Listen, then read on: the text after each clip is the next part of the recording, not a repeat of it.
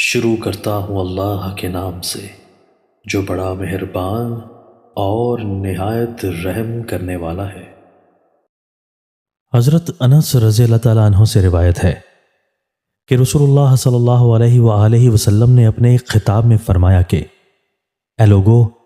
اللہ اور اس کے عذاب کے خوف سے خوب رو،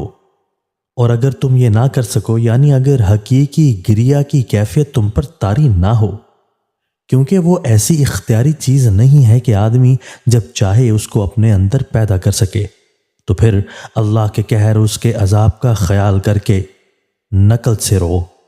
اور رونے کی شکل بناؤ، کیونکہ دوزخی دوزخ میں اتنا روئیں گے کہ ان کے چہروں پر ان کے آنسو ایسے بہیں گے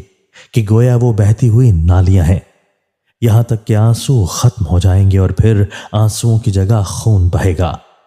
اور پھر اس خون بہنے سے آنکھوں میں زخم پڑ جائیں گے،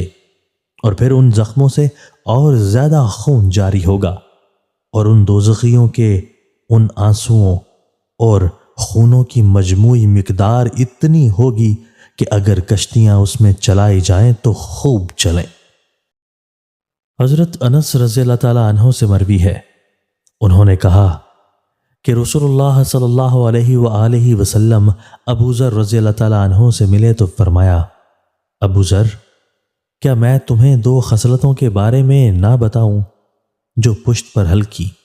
یعنی کرنے میں آسان اور میزان میں دوسروں سے بھاری ہوں گی؟ ابو ذر نے کہا، کیوں نہیں اے اللہ کے رسول؟ آپ نے فرمایا، اچھا اخلاق اور طویل خاموشی کو لازم کر لو۔ اس ذات کی قسم جس کے ہاتھ میں میری جان ہے، مخلوق نے ان دونوں جیسا کوئی عمل نہیں کیا۔